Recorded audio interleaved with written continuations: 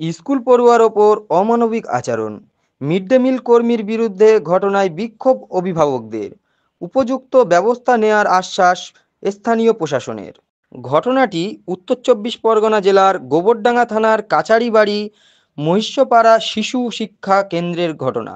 স্থানীয় সূত্রে খবর, ওই স্কুলের তৃতীয় শ্রেণীর পড়ুয়া রাজদীপ সাহা বৃহস্পতিবার মিড ডে মিল খাবার সময় সে মিড ডে মিল কর্মীর কাছে অতিরিক্ত খাবার খেতে চায়। সে সময় মিড ডে মিল কর্মী লক্ষ্মী বিশ্বাস তার খাবারের মধ্যে জল ঢেলে দেয়।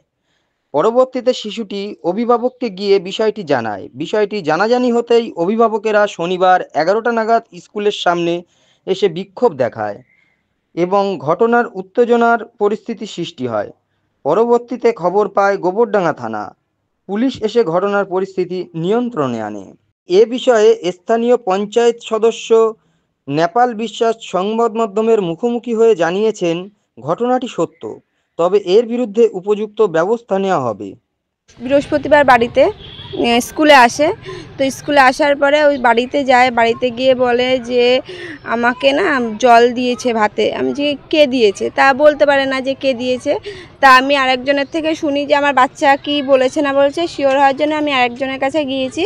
তা উনি বলে বা আমার বাচ্চাও বলে যে আমি প্রথমে ঝোল চেয়েছি, তা বললো কি যে না আর ঝোল দেওয়া যাবে না, ওটা দিয়েই খা।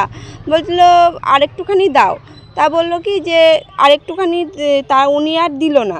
দেওয়ার পরে ও খাচ্ছিল, তাও খাওয়ার পরে সেই উনি কী করলো, ওই বোতল পাশে একটা স্টুডেন্ট খাচ্ছিল, ওনার বোতল থেকে জল নিয়ে আমার ছেলের পাতে দিয়ে দিল ডাবুতে করে। তারপরে আমার ছেলে বাড়িতে গেছে, বাড়িতে গিয়ে বলছে যে মা এরকম এরকম হয়েছে, আমার পাতে জল দিয়েছে, যেইটুখানি ঝোল ছিল সেইটুখানিও ধুয়ে গেল। আমি বলছি ও, তা আমি তো শিওর হওয়ার জন্য একজনের কাছে গেছি, উনিও ঠিক একই কথা আমাকে বলে। তো উনি যথারীতি আমাদের বাড়িতে গেছিলো, রাত্রিবেলা ক্ষমা টমা চেয়েছে। তো আর কি বলবো, স্কুল কর্তৃপক্ষ যেটা বলবে চাইবে সেটাই হবে। কোনো বাচ্চা বলতে পারবে না। এখন যদি আপনি জোরকে যেমন বলেন তাহলে বলতে পারবেন না যে আমার বাধ্য আমি সেদিকে এই অন্যায়টাই করেছি, সয়াবিন করছি না, আমি সামান্য একটু জল বালতিতে নিয়ে আমি দিয়েছি, এই আমার অন্যায়। কিন্তু কোনো কেউ বলতে পারবে না। এরকম যদি আপনি জোর করে বলেন যে বাচ্চা করবে ওখানে, আমি বাচ্চা না দেখতে পারি, বাচ্চার গার্জিয়ানরা কমপ্লেন করছে। আর কোনো কিছু না হয়, আমি সেদিকে মানছি, আমি ডাইরেক্ট পাতে জল দেইনি, কিন্তু আমি বোতলের থেকে বালতিতে নিয়ে এই অন্যায়টা আমি করি। খাবারে জল মেশাচ্ছে এটা একেবারেই না। বা খাবার সার্ভ করা হয়ে গেছে, সবাইকে দেওয়া হয়ে গেছে খাবার, শেষে একটা বাচ্চা চেয়ে বসেছে, তখন তরকারি ছিল না, তখন তিনি হাতের কোষে করে একটু জল নিয়ে, তাই তো এটাই হয়েছে। আমি ছিলাম না, আমি ভিডিও অফিসে গিয়েছিলাম, আমাকে যা বলা হয়েছে আমি তাই শুনেছি। আচ্ছা, আপনি যখন অভিযোগটা পেলেন অভিভাবকদের কাছ থেকে, তখন কি এই বিষয়ে আপনি কিছু খুঁটিয়ে দেখেছেন ব্যাপারটা? আমি যেটুকু শুনেছি আর যেটা শুনেছি সেটাই জানতে পারলাম। রাধুনির সঙ্গে কি এই নিয়ে কথা বলেছিলেন? এটা কতটা সত্যতা? হ্যাঁ, রাধুনির সঙ্গে কথা বলেছি। উনি বলেছেন হাতের কোষে করে একটুখানি জল আমি তরকারির বালতিটা শেষে দিয়ে একটা বাচ্চাকে দিয়ে আমি তাকে সান্ত্বনা দিয়েছি যে এই যে ঝোল, কিছুটা জল ছিল তার সঙ্গে মিশিয়ে।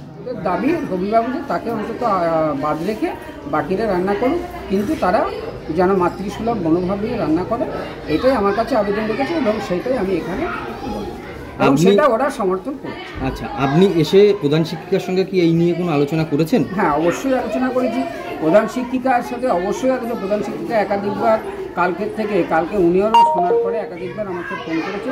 আমিও ঠিক একই কথা বলেছি যে দেখো, মানুষকে তো ভাতে মারা যায় না, মানুষকে দেওয়া যায় না, কেড়ে নেওয়া সহজ কিন্তু দেওয়া যায় না।